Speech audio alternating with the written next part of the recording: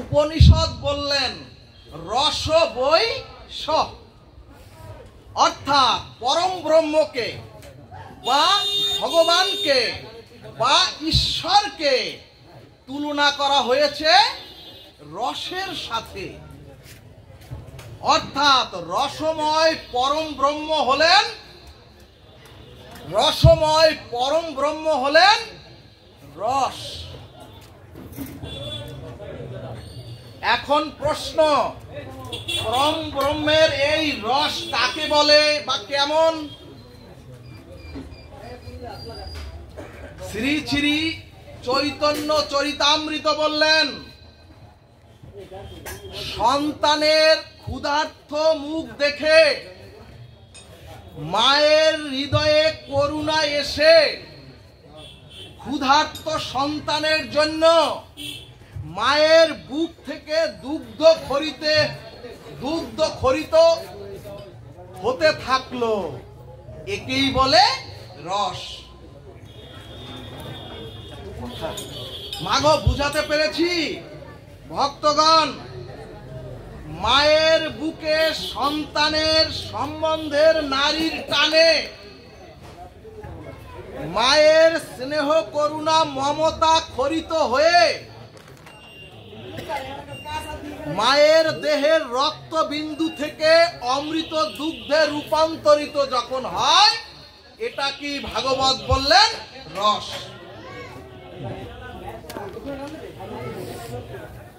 ভাগবত বললেন রস, রসই প্রেম, আর প্রেমই হচ্ছে রস। এবং ভগবানের সাথে প্রেমের সম্বন্ধ যখন যুক্ত হয়ে ভগবানের সাথে জীবের যখন প্রেমের সম্বন্ধ যুক্ত হয়ে সেই সম্বন্ধ যুক্ত প্রেম যখন স্নেহ ভাবের দ্বারা বিগলিত রূপ নেয়, তারই নাম হচ্ছে রস।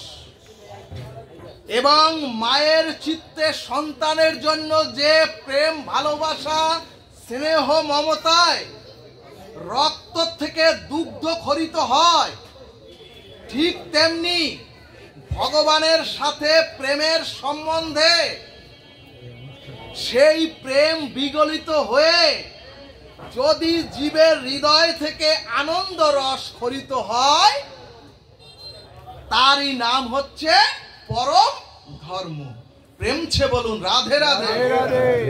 এরপরে ভাগবত বললেন, সুধীজন, এরপরে ভাগবত বললেন এই রস আবার অবস্থান ভেদে এক এক রূপ নেয়, এবং ওই পরম ব্রহ্ম ভগবান কিন্তু রসময়।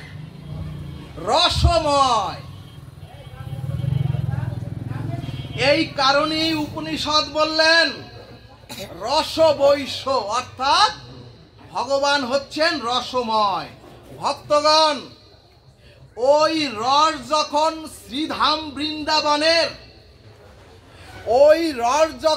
শ্রীধাম বৃন্দাবনের গোকুলে যশোদা মায়ের অঙ্গনে আসে, তখন ওই রসের নাম হয় শ্রীকৃষ্ণ রস। ওই রস যখন, ওই পরম ব্রহ্মের রস যখন অযোধ্যায় কৌশল্যার কোলে আসে, তখন ওই রসের নাম হয় রামরূপ রস ব্রহ্ম। আবার ওই রস যখন কাশীতে বারাণসীতে ঘনীভূত রূপ নেয়, তখন ওই রসের নাম হয় শিব। ভক্তগণ, জলের কোনো আকার বা রূপ নাই, কিন্তু ওই জলকে শীতলীকরণ করলে ওই জল বরফ হলে তখন ওই জলেরও আকার হয়, ওই জলেরও রূপ হয়। অর্থাৎ পরম ব্রহ্ম রস যখন যশোদার কোলে সম্বন্ধ রূপ স্নেহের রূপ নেয়, তখন সেই রসব্রহ্মের নাম হয় কৃষ্ণ। এরপরে ওই রথ যখন কৌশল্যার কোলে যায় তখন তার নাম হয় রাঘবেন্দ্র রাম। এরপরে ওই রথ যখন কাশীতে বারাণসীতে যায় তখন ওই রসের নাম হয় শিব। এরপরে ওই রথ যখন যোগী মুনি ঋষিদের চিত্তে বা হৃদয়ে আসে তখন সেই রসের নাম হয় শান্ত রস। আবার ওই রসই যখন শান্ত কেন বলা হলো? সুধীজন, যোগী মুনি ঋষিরা জগৎ থেকে অন্তর্মনা কামনা বাসনাহীন হয়ে যখন শান্ত হয়ে যায় তখন তাকে বলে শান্ত রস। এরপরে ওই রস যদি কোনো সেবকের দেহে অথবা দাসের হৃদয়ে প্রবেশ করে তখন ওই রস হয় দাস্য রস। এরপরে ওই রস যখন কোনো সখা বা বন্ধুর হৃদয়ে প্রবেশ করে তখন হয় সখ্য রস। আবার ওই রস যখন কোনো মায়ের ভিতরে প্রবেশ করে সন্তানের জন্য তখন সেটা হয় বাৎসল্য রস। সুধীজন, এরপরে ওই রস যখন প্রেয়সীর মধ্যে প্রবেশ করে প্রিয়া বা প্রিয়তমের জন্য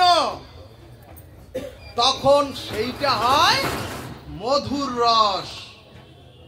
এবং ভক্তগণ, আমাদের উপাসনাটাই হচ্ছে রসের, অর্থাৎ আমাদের উপাসনাটা শুষ্ক নয়। অর্থাৎ হে ভগবান তুমি সর্বশক্তিমান বলে দুটি ফুল তুলসী দিলাম তা নয়। সুধীজন, সবশেষে এই রস যখন ঘনীভূত হয়ে অনেকগুলি মূর্তি ধরে পরম চিন্ময় আনন্দে মগ্ন হয় তাকে বলে রাস। তাকে বলে রাস। ভক্তগণ, ওই রাস বা এই সাধনায় বা এই কোন রসের সাথে রাধা কৃষ্ণ বলতে নেই। এই রাসে বা রসে রক্ত মাংসের কোনো গোপীও নাই। ওখানে রস ঘনীভূত হয়ে একটি রূপ নিয়ে, অর্থাৎ রসের ঘনীভূত রূপ হলো রাস, রাস লীলা। আর ওই রসের ঘনীভূত রূপের আস্বাদন হচ্ছে কলিযুগের যুগ ধর্ম হরিনাম। এজন্যই শ্রীকৃষ্ণ চৈতন্য মহাপ্রভু জীবের সর্বমঙ্গলের জন্য এসেই বললেন, হরের নামৈব হরের নামৈব হরের নামৈব কেবল কলৌ নাস্তেভ্য নাস্তেভ্য নাস্তেভ্য গতি অন্যথা। এরপরে ভাগবত বললেন, ওই পরম ধর্ম ঘনীভূত রসে, ওই পরম ব্রহ্মের ঘনীভূত রসে পৌঁছাতে গেলে জীবকে পুরুষ অভিমান ত্যাগ করতে হবে, পুরুষ অভিমান ছাড়তে হবে। কারণ ওই রসে কোনো পুরুষের প্রবেশ নাই। এখন প্রশ্ন আসতে পারে, কেন পুরুষের প্রবেশ নাই? ভক্তগণ, পুরুষ শব্দের অর্থ হচ্ছে অহংকার, অর্থাৎ কর্তা ভাবের অহংকার অভিমান যদি জীবের দেহে থাকে তাহলে ওই রসে কখনো জীব পৌঁছাতে পারে না। এজন্যই মহাপ্রভু বললেন, রস মানে প্রেম, আর প্রেম মানে আনন্দ। এখন আনন্দ কেমন? আমাকে যদি এখানে একা বসিয়ে রেখে আপনারা সকলে চলে যান, কোনো আনন্দই এখানে হবে না, কোনো আনন্দই রস আস্বাদন কারো মধ্যে হবে না। অর্থাৎ রস আস্বাদন করতে গেলে পতি পত্নী, রাধা কৃষ্ণ, জানকী রাম। উপনিষদ বললেন একাকী ন রমতে, অর্থাৎ একা কখনো প্রেম আস্বাদন হয় না। সুধীজন, এজন্যই একই রস দুই ভাগে বিভাজন হয়েছে রাধা কৃষ্ণ, একই রস দুই ভাগে বিভাজন হয়েছে সীতারাম, একই রস দুই ভাবে বিভাজন হয়েছে হর পার্বতী। এখন প্রশ্ন, দুইজন ছাড়া প্রেম আস্বাদন হবে না, তাহলে এই প্রেম রসের পরিণতি কোথায়? শ্রীমদ্ ভাগবত বললেন এই রসের দুই তত্ত্বকে মিশিয়ে এক করে দেওয়ার নামই হলো রসের চরম পরিণতি। এবং এই রসের চরম পরিণতি হয়ে সেই রসই বৃন্দাবন লীলার পরে নবদ্বীপ লীলায় ঘনীভূত রসের পরিণতি হয়ে রাধা কৃষ্ণ প্রেম রসে মিলিত তনু হলেন শ্রীকৃষ্ণ চৈতন্য গৌর হরি। বলবান শ্রীমান গৌর হরি প্রেমানন্দে হরি হরি বলবান।